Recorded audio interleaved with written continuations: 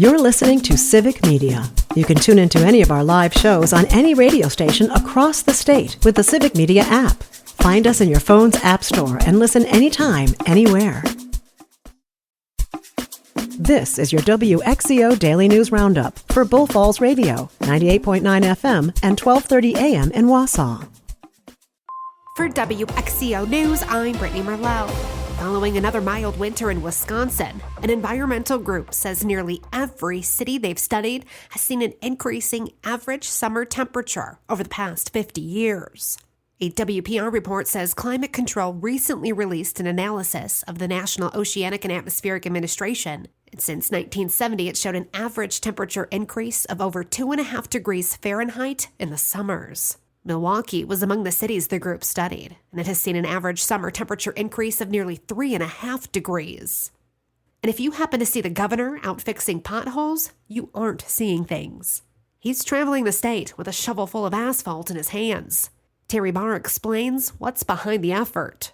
Governor Tony Evers using his annual pothole patrol to highlight the need for transportation funding. A Republican-controlled committee stripped millions of dollars for road and bridge projects from his proposed budget. The governor saying the cuts come after years of investment. Over the last 6 years, my administration has improved more than 8,600 miles of road and 2,000 bridges statewide. And I fixed some of those darn roads my darn self. I had to kick off my 6th pothole patrols statewide.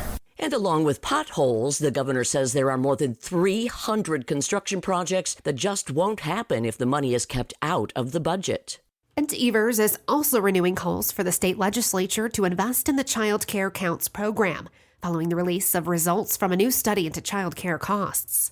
The Wisconsin Department of Children and Families announced the results of the 2025 market rate survey last week, showing an 11% cost increase for families with kids in center-based care and a 10% increase for family-based care. Governor Evers is calling for over $480 million in child care funding in his biennial budget proposal. Video footage in the case of Milwaukee County Judge Hannah Dugan has been released. Joanne Krulotz has the story. The video released by Milwaukee County through an open records request shows Dugan speaking to federal agents on April 18th in the hallway outside her courtroom as they waited to arrest an undocumented immigrant. It's evidence in a federal criminal case against Dugan indicted May 13th on counts of obstructing a federal agency and concealing an undocumented immigrant. Prosecutors accused the 66-year-old judge of allowing Eduardo Flores Ruiz to leave her courtroom through another exit. ICE agents chased him down and took him into custody outside the courthouse. Dugan was arrested a week later. And a Wisconsin politician is proposing the state reduce its number of elections. Civic Media's Jimmy Kuska explains. Wisconsin Republican Congressman Derek Van Orden is calling for the state to get rid of spring elections. Van Orden said on Wisconsin Eye that spring elections, which are held for officially nonpartisan races, should be done each fall instead. Van Orden cited voter fatigue, financial efficiency, and never-ending political campaigns to support his idea. The state's constitution requires spring elections for nonpartisan offices, specifically mentioning judicial elections, which are to be held outside of partisan elections. Van Orden said that Republicans don't vote as often in spring elections. And following a state tour highlighting his administration's accomplishments in workforce development, Governor Tony Evers has renewed calls for support from the state legislature. Republican state lawmakers removed over 600 measures from the governor's proposed budget, including investments in apprenticeship programs, the Worker Connection Pilot Program, and the Workforce Innovation Grant Program. During the tour, Governor Evers also highlighted a lawsuit against the Trump administration seeking to stop cuts to AmeriCorps. Hundreds of road construction projects are now on the chopping block. It follows a Republican-controlled committee's decision to slash the money from the governor's proposed budget. Terry Barr tells us more on how the potholes are being used to bring attention to the cuts. The millions of dollars in road project cuts come after what Governor Tony Evers describes as years of investment to fix failing roads and bridges across the state. During my time in office, we've secured some of the largest investment in our state's transportation system, and as funding grows, so does the number of projects. In fact, there are more than 300 state highway and bridge improvement projects scheduled across Wisconsin during this construction season. And the governor is using his annual pothole patrol to highlight the need for transportation funding. You may see him filling potholes near you during the next week. And state lawmakers are proposing new legislation that would levy significant fines for the owners of abandoned boats on Wisconsin's shorelines. Joanne Krulotz explains. The proposed legislation would give owners 30 days to collect their boat after law enforcement authorities deem it abandoned. If the boat isn't removed, the owners could face a $10,000 fine and up to 9 months in jail. And a Republican-sponsored bill in the Wisconsin State Assembly that would change the technical definition of a riot has been removed from the Assembly Judiciary Committee's agenda. The legislation would have defined a riot as gathering of at least 3 people that could pose a threat of property damage or injury. Critics of the bill argue the broad language could be used to weaken the First Amendment protections, specifically peaceful assembly. The legislation now appears unlikely to move forward this session. It took 10 days, but many Cellcom customers are finally seeing a return of voice and text services following what the company is calling a cyber incident. Lisa Hale explains. The outage started Wednesday, May 14th. On Sunday, Cellcom announced that customers were starting to see a return to service, although the restoration would not be all at once and some disruptions could still occur. Hundreds of Cellcom customers commented on that post that restoration was temporary and the disruptions continue. Cellcom provides cell phone, internet, and business communications to Northeast Wisconsin, Central Wisconsin, and parts of the Upper Peninsula. And average gas prices in Wisconsin rose slightly over the last week, landing at an average of $3.02 today. This is about 4.5 cents higher than a month ago and over 38 cents per gallon lower than this time last year. Gas prices across the state range from $2.59 to $3.49, a difference of 90 cents. Melissa Kay tells us more. Prices didn't fall as far as anticipated for Memorial Day, but officials at Gas Buddy say it was still one of the most affordable since 2021. They expect to see a relatively stable stretch for gas prices as we head into summer. Refinery maintenance is wrapping up, but several factors could still affect prices, such as the growing uncertainty around the upcoming hurricane season. And days after announcing her candidacy in the 2026 Wisconsin Supreme Court election, Judge Chris Taylor has received the endorsement of 3 current justices and Justice-elect Susan Crawford. Justices Rebecca Dallett, Jill Korofsky, and Janet Protasewicz all expressed their support for Judge Taylor. She currently serves as the Court of Appeals and will challenge incumbent Justice Rebecca Bradley for the state Supreme Court seat. I'm Brittany Merlot for WXCO.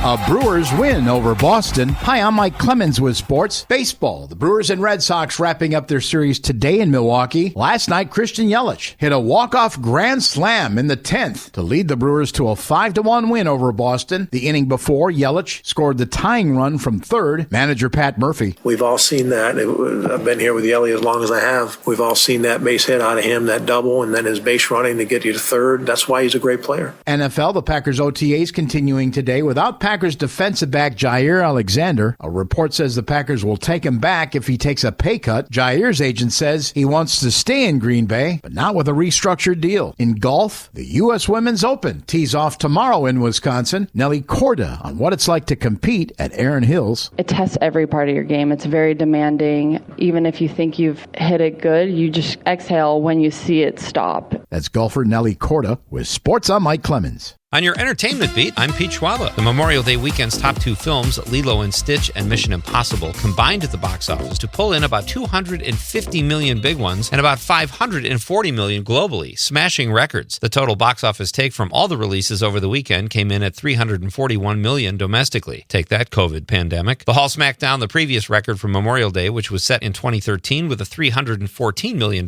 take, powered by films like Fast and the Furious 6, Hangover 3, and Star Trek Into Darkness. Lilo & Stitch topped the Memorial Day weekend with a record-setting 4-day take of $183 million. Mission Impossible: The Final Reckoning came in second with $77.5 million. Rounding out the top 5 were Final Destination: Bloodlines, Sinners, and Thunderbolts. Overall, the box office is 30% ahead of where it was at this point last year, and the studios have a $4.2 billion prediction for the summer box office alone. Good signs. On the heels of Lilo & Stitch's incredible showing at the box office, it's time for a tip of the cap to Disney CEO Bob Iger, who returned to run the studio in 2022 in the middle of the pandemic. Variety reports that prior to his arrival, the studio was putting out too many films, quantity over quality. Some of the studio hits since Iger's arrival include Inside Out 2, Mufasa the Lion King, Moana 2, and Deadpool and Wolverine. The 4 films were some of the biggest hits last year. On the way from the House of Mouse this summer are Avatar 3 and Zootopia 2. The Last of Us Season 2 is in the books. Last Sunday's episode pulled in 3.7 million viewers, a 30% drop from the season's premiere. Despite the 30% drop from the season premiere to the finale, the show is still outperforming Season 1 when it comes to overall numbers. HBO has already given the go-ahead for Season 3. There is no release date, but production is scheduled to start in June. Billie Eilish had an outstanding Memorial Day weekend. She took home an award for every category she was nominated in at the American Music Awards Sunday night, thanks to her album, Hit Me Hard and Soft. Eilish was nominated 7 times, including for Artist of the Year, Album of the Year, Favorite Touring Artist, Favorite Female Pop Artist, and Favorite Pop Album. She also won for Song of the Year and Favorite Pop Song. Beyoncé brought home 2 awards for Favorite Female Country Artist, and her somehow controversial album, Cowboy Carter, notched her a Favorite Country Album trophy. Post Malone also now has his first country music award after winning Favorite Male Country Artist. Eminem took home 2 awards for Favorite Male Hip Hop Artist and Favorite Hip Hop Album for the death of Slim Shady. Gracie Abrams won Best New Artist, and Lady Gaga and Bruno Mars won Best Video Collaboration. Mars also won Favorite Pop Musical Artist of the Year. I was shut out again. For more showbiz fun, tune into Nightlight with me, Pete Schwaba, weeknights from 6 to 8 p.m. on the Civic Media Radio Network. It is going to be cloudy with scattered showers, maybe an isolated thunder shower this afternoon. Our high today in the upper 60s to low 70s with wind out of the east at 5 to 15. Tonight will drop to 50. Tomorrow, partly cloudy, warmer, 74 by Friday.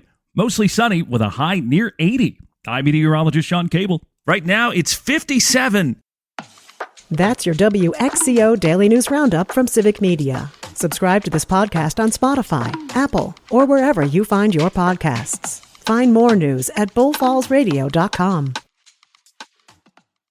The national news cycle never stops, but it can be hard to find news about your local community. Civic Media is dedicated to providing quality local and state news coverage across Wisconsin. With the Civic Media app, you can get notifications about local stories that matter to you and your community. Find the free Civic Media app in your phone's app store and choose notifications from the menu to tell us what kind of news you want to hear about.